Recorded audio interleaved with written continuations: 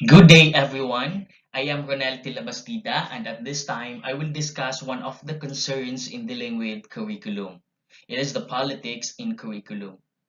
Curriculum development can be considered as partly political because the planning stage of the curriculum development process is said to be a lay political activity.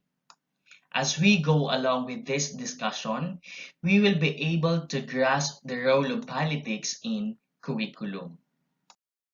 To better understand the topic, let us first define what is curriculum.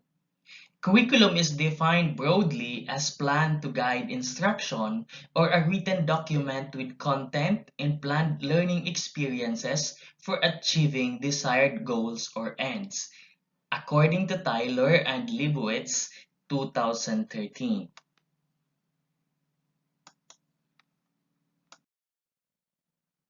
However, a comprehensive view of curriculum must take into consideration not only the planned curriculum, but also the enacted or taught curriculum, the experienced curriculum and the tested curriculum, as well as the hidden curriculum according to Kelly 2004. But curriculum is also viewed as an arena for social engineering which takes into account all the experiences individuals are expected to have in order to become the kind of productive citizens they ought to be.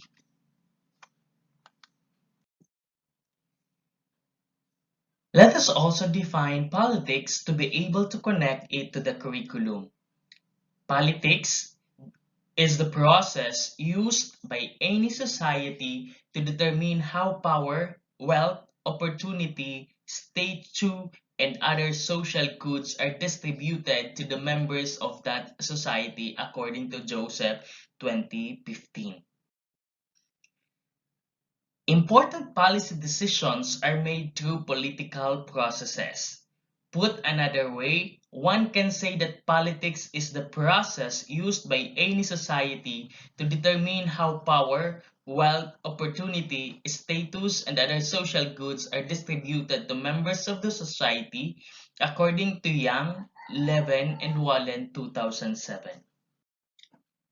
Another definition is according to Levin, as cited in Connolly and Company 2008.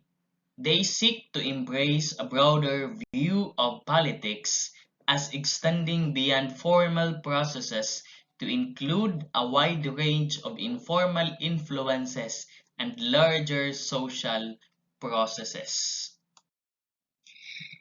Curriculum politics, therefore, should be seen as part of the overall process of government and involve decisions about curriculum content, including what body of knowledge should be included or excluded from the curriculum. Next will be the discussion on the politics of curriculum, authored by Kelly and Laing 2010. The authors pointed how politics is involved in curriculum. When government policy agendas include major changes to curriculum, questions inevitably arise. How should a democratic society determine what students learn? Who should design the curriculum? How should the curriculum consider the specific skills of citizenship? Will it become a vehicle for promoting political persuasion of the government that creates it? These are few questions we have in mind as we deal of politics in curriculum. First, let us deal with what students should learn and who should decide it. What really the students should learn and who should decide is partly political. Curriculum is more than what teachers choose to teach, what students prefer to learn, or what authors write in textbooks. Teachers have daily opportunities to demonstrate the art of instruction and to make learning vivid and memorable, but they are not self-employed practitioners. The curriculum they teach is public policy. designed to outline what society believes young people need to learn to be privately happy and publicly useful. Teachers contract to serve their students and society by implementing that policy in their classrooms. The author considered the curriculum as a public policy. Next is, if the curriculum being taught is a policy, then who should set the policy? If curriculum is to be an authentic expression of societal purpose, it cannot be the narrow prescription of a few people or the simple embodiment of a current political agenda.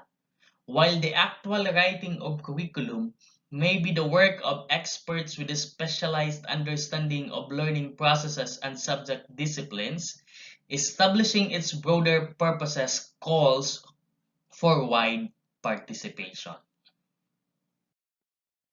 Next is curriculum and the skills of citizenship.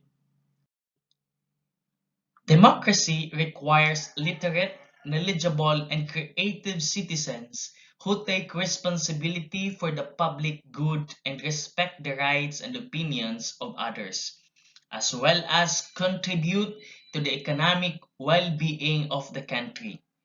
Day-to-day interactions among students and teachers play an important role in developing these personal characteristics. When schools allow their students to have a voice in decisions affecting them, they teach important lessons about responsibility. When schools invite discussion of society's serious issues, they force students to examine their own views and the personal decisions they would make as in the larger context of life outside school. Learning to make such choices leads ultimately to a mature form of citizenship. Next is learning or persuasion. It seems at first self-evident that curriculum should be apolitical. Schools should not be used to promote single views on important topics. When we think of issues that high school students might address, like nuclear energy, conservation in our national parks, or the future of public broadcasting, we hope that emerging graduates will demonstrate the range of views that careful thought and lively debate engender. We shudder at the prospect of indoctrination and the fervent conformity required by authoritarian societies.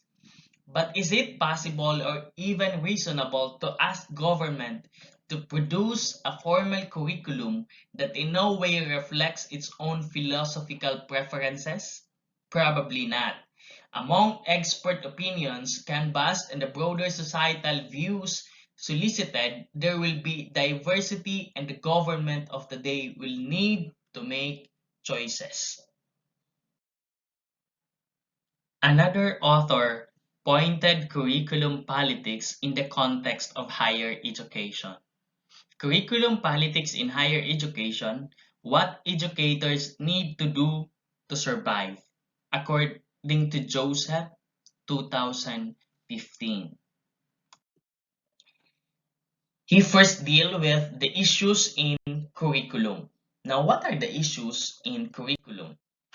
Current issues in curriculum politics include discussions on the type of curriculum, what should be included or excluded in the content of the curriculum, the question of content versus pedagogy, tension in curriculum decision making between expert opinion and public opinion, competition among higher education institutions, and the expectations of government, employers, and students regarding the need for work-ready graduates to meet national and industry needs.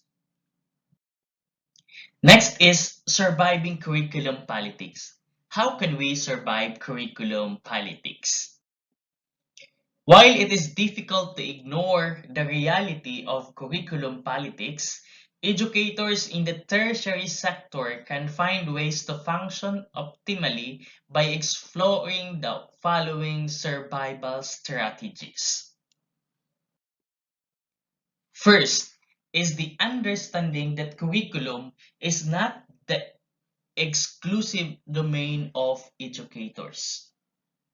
Some educators hold the view that curriculum should not be set by the whims of politicians who may be here today and gone tomorrow.